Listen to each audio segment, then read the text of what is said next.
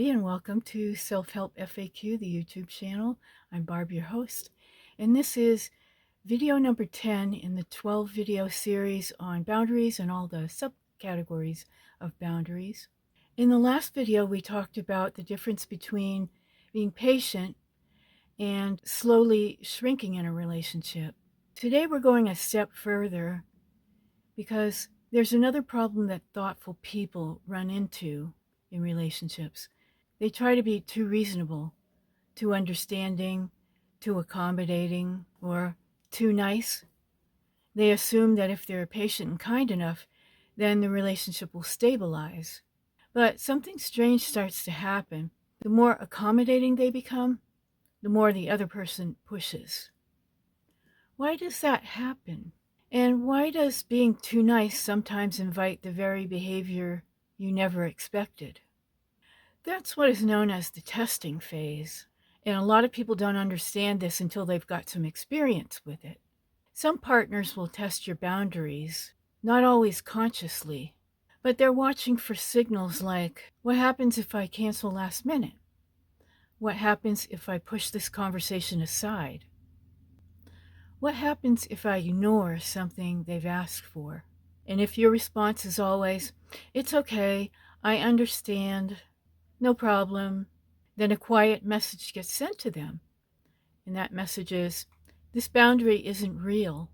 And once someone believes a boundary isn't real, they keep moving it. And here's the uncomfortable truth. Once someone sees that you tolerate something repeatedly, many people will just interpret that as acceptance. Not kindness, but acceptance. This is where many nice people get confused. They think they're just being mature, patient, and supportive. But the other person may be learning something different. They may be learning there are no consequences. And without consequences, behavior rarely changes. After those things start to happen, then things escalate, so you get escalation pattern. And this is a pattern many people only recognize in hindsight. It usually happens gradually, like one of the first things might be broken plans, a dismissive comment, a promise that doesn't get quite followed through on. And once that happens, if nothing happens after that, the behavior escalates because the person now knows the relationship will continue regardless. That's the moment when being too nice stops protecting the relationship and it starts protecting their behavior. One of the hardest lessons people learn in relationships is that respect is not built through unlimited accommodation. It's built through clear limits. When someone calmly says, that doesn't work for me, or I need this to change, something important happens. The other person sees that the relationship has structure, and structure creates stability. Endless flexibility does not. So when I talk about clear limits, those are your boundaries. Sometimes when people hear the word boundaries, they think it means to be confrontational or harsh. But clear limits are usually very calm. It's simply clarity about what works for you and what doesn't. Let's look at a few everyday examples. Okay, the first scenario is repeated last-minute plan changes. One partner repeatedly cancels plans or changes them at the last minute. The too nice response often sounds like this. That's okay, I understand something probably came up. And once in a while, that's reasonable. But if it keeps happening, a clear limit might sound like this. I understand things come up sometimes, but when plans change at the last minute repeatedly, it doesn't work for me. If we make plans, I need us both to treat that time seriously. Notice the tone. It's not angry, it's simply stating the standard. The second scenario is about disrespectful humor. Sometimes a partner makes jokes at the other person's expense, and the too nice reaction is to laugh it off, even when it stings. But a clear limit sounds more like this. I know you're joking, but those kinds of comments don't feel good to me. I'd rather we not joke about that. Again, calm, clear, not a debate, just information about what you accept. And here's a third scenario about emotional dismissal. So one partner brings up a concern and the other immediately minimizes it. You're overreacting. You're too sensitive. So the too nice response is often to just drop the subject. But a clear limit might sound like this.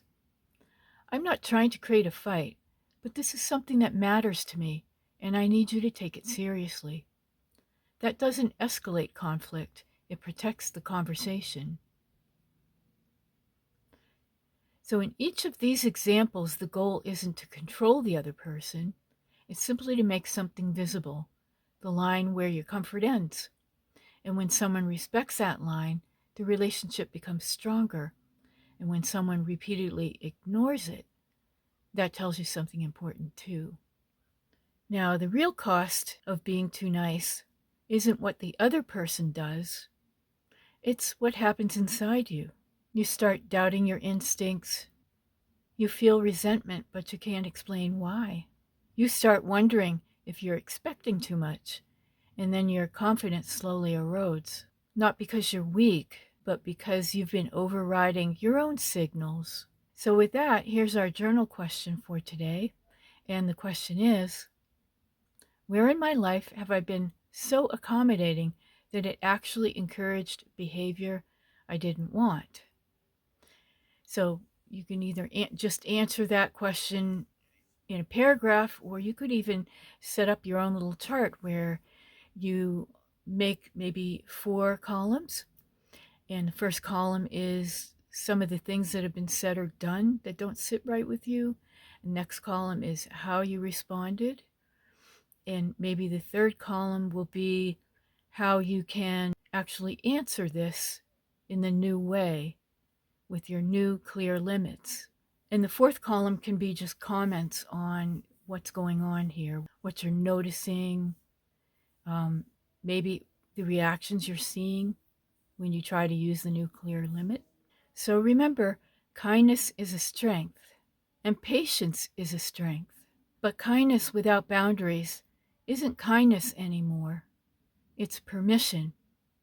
And healthy relationships don't grow from unlimited permission. They grow from mutual respect.